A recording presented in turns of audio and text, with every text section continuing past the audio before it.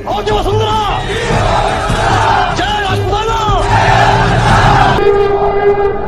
जम्मू कश्मीर की समस्याओं का दोषी कौन? इस पर इतिहासकारों और नेताओं के अलग अलग मत हैं, लेकिन 5 भागों में बटे जम्मू कश्मीर को एक करने का श्रेय तो यहाँ के महान राजपूत डोगरा शासकों को ही जाता है। जम्मू कश्मीर, लद्दाख, गिलगिट और बाल्टिस्तान के 5 इलाकों पर फतह कर डोगरा राजपूतों ने ही जम्मू कश्मीर का एक ऐसा विशाल साम्राज्य बनाया था जिसकी सीमाएं अफगानिस्तान, चीन और तिब्बत को छूती थी। डोगरा राजपूत 1830 के दशक में लद्दाख पर फतह हासिल कर चुके थे। 40 के दशक में तो उन्होंने अंग्रेजों से कश्मीर घाटी हासिल कर ली और सदी के अंत तक वे गिलगिट तक कब्जा कर चुके थे। भारत के आखिरी राजपूत राजा जम्मू कश्मीर के महाराजा हरि सिंह ही थे। तो आज इस वीडियो में हम जम्मू कश्मीर के राजपूतों के बारे में बात करेंगे। उससे पहले आप शौर्य टीवी को सब्सक्राइब कर लीजिए, जिससे देश के महान राजपूताना का अपडेट मिलता रहे। जम्मू कश्मीर में आखिरी चुनाव 2014 में हुए थे, जिसमें कुल 87 विधायक चुने गए। इन 87 विधायकों में से 9 विधायक राजपूत थे, जबकि वहां की 7 सीटें अनुसूचित जाति के लिए आरक्षित हैं। इससे आप समझ सकते हैं कि भारत के इस इलाके में राजपूतों की पकड़ कितनी मजबूत है।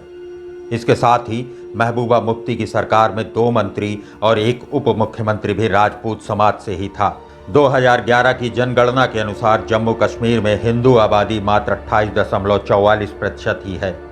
यहाँ पर मुसलमानों की आबादी 68.31% और सिखों की आबादी 1.87% है। कश्मीर जहाँ मुस्लिम बहुल है, वहीं जम्मू में हिंदू और सिख, जबकि लद्दाख में बौद्धों की संख्या अधिक है। जम्मू कश्मीर में मूलतः राजपूत, गुर्जर, ब्राह्मण, जाट और खत्री समूह के लोग रहते हैं, जो कि हिंदू भी हैं और मुसलमान भी। लद्दाख में मूलतः तिब्बती बौद्धों की संख्या अधिक है।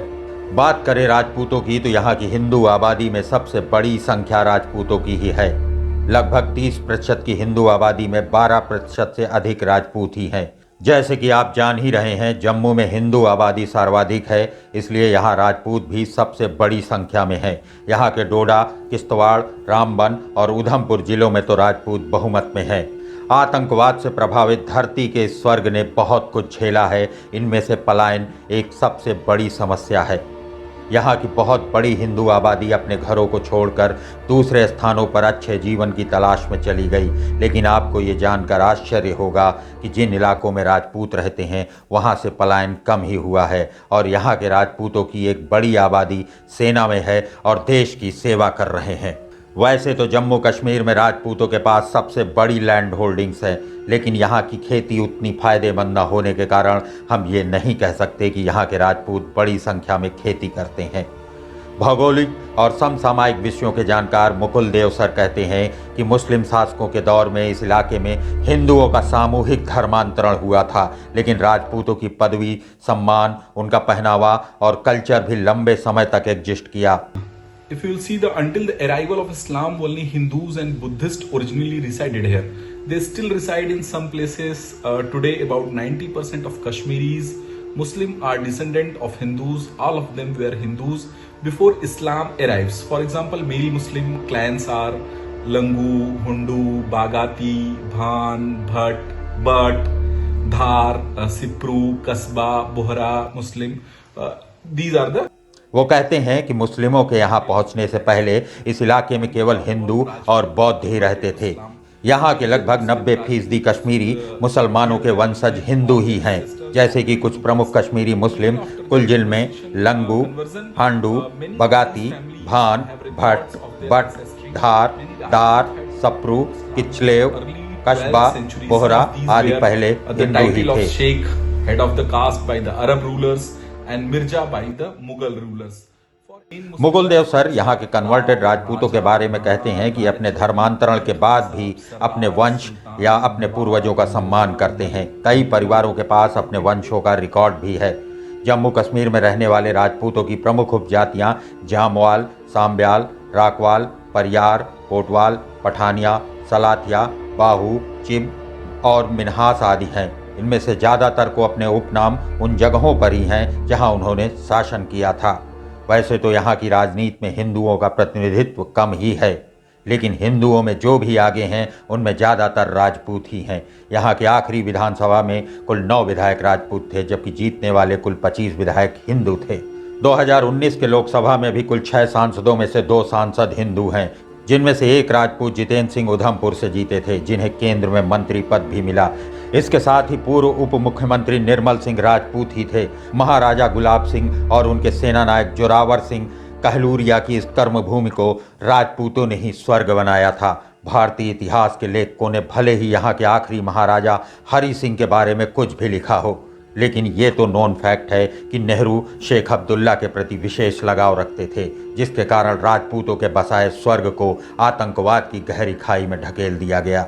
देश की सामाजिक व्यवस्था पर काम कर रहे युवा समाजशास्त्री प्रदीप कुमार कहते हैं कि जम्मू कश्मीर में धार्मिक मान्यताएं भले ही अलग रही हों, लेकिन आज़ादी के पहले राजशाही के दौर में यहाँ का समाज इंटैक्ट था। इसका बड़ा कारण प्रदीप राजपूतों की लीडरशिप क्वालिटी को ही मानते हैं। Kashmir is real example of unity in diversity. Adam Smith, who is called as father of economics, once said, "The society is an artificial device of natural economy."